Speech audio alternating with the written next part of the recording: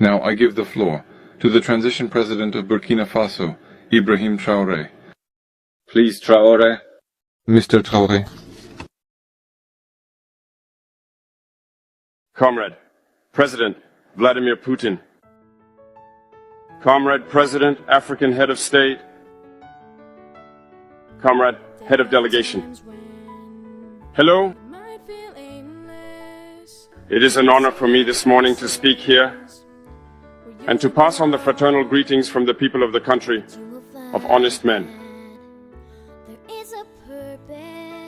This is also the place for me.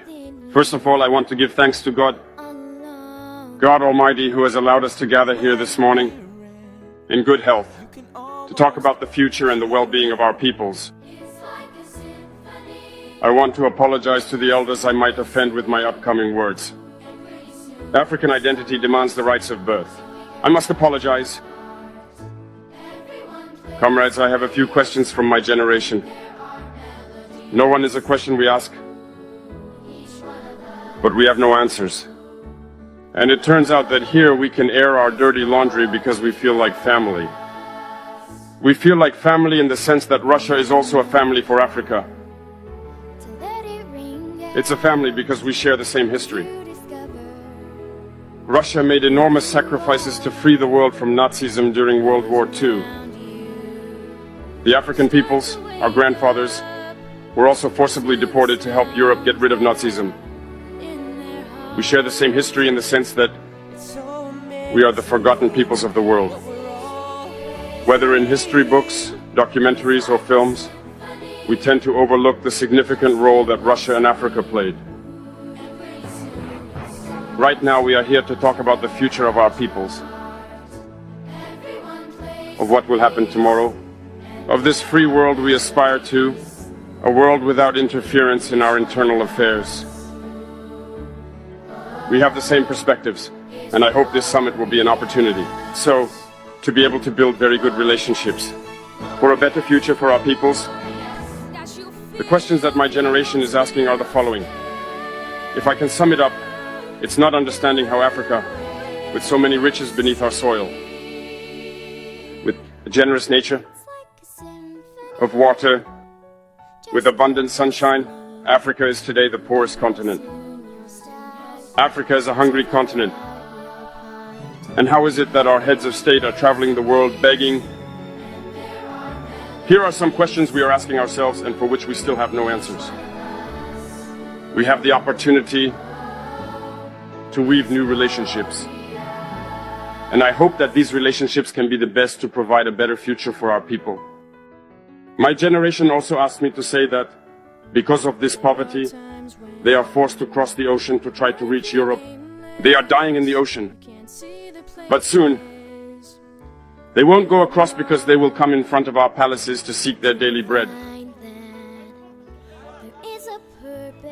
As for Burkina Faso, today we have been facing for more than 8 years, in the form of protest, the most barbaric, the most violent form of neocolonialism, of imperialism. Slavery still seeks to impose itself on us. Our ancestors taught us one thing well. The slave who is unable to take on their revolt does not deserve anyone to pity their fate. We do not seek pity for our fate. We do not ask anyone to pity our fate. The Burkinabe people have decided to fight against the hypocrisy that hinders their development. In this struggle, brave peoples, brave populations have committed themselves to take up arms against terrorism, what we have indeed called the VDP, the volunteers. We are surprised to see the imperialists label these VDP as militias and all sorts of things.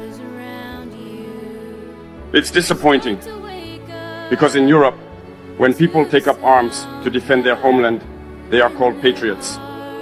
Our grandfathers were deported to save Europe. It was not with their consent, against their will. Well, upon their return, we remember well that in Traore, when they wanted to claim their basic rights, they were massacred. It doesn't matter then. When we, the people, decide to defend ourselves, we are labeled as militias. But that's not the problem. What the problem is seeing African heads of state who bring nothing to these fighting peoples, but who sings the same tune as the imperialists, by calling us militias, by treating us as such, of men who do not respect human rights. What human rights are we talking about? We are outraged by this, and it's shameful. We, as African heads of state, need to stop behaving like puppets that dance every time the imperialists pull the strings. Yesterday, President Vladimir Putin announced the shipment of grains to Africa. We are very happy. We thank him for that. But also, it's a message sent to our African heads of state.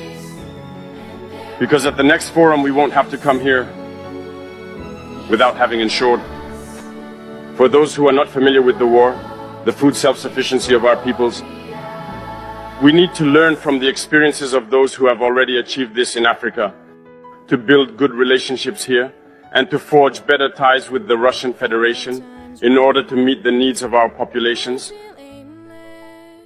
I won't take too long, the time is limited and very short. We are forced to stop at some point, but I would like to conclude by saying that we must pay tribute to our peoples who are fighting. Glory to our peoples, dignity to our peoples, victory to our peoples, the homeland or death will conquer us. Thank you, comrades.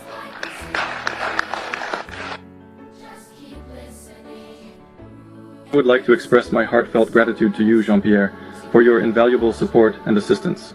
Your help has been truly appreciated, and I am sincerely thankful for everything you have done. I would like to draw your attention to the issue of Russia regarding Nazism. The issue of Russia regarding Nazism.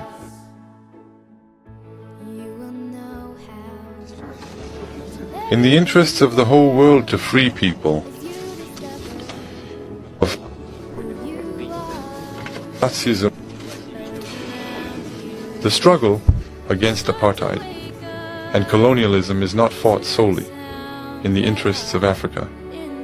This struggle leads to results that improve situations all around the world. It's the whole world that benefits from it. In this sense, I agree with Mr. Traore. It reminds us of what happened during the Soviet era. The struggle that the Soviet Union and Russia brought is part of the struggle of all peoples for freedom.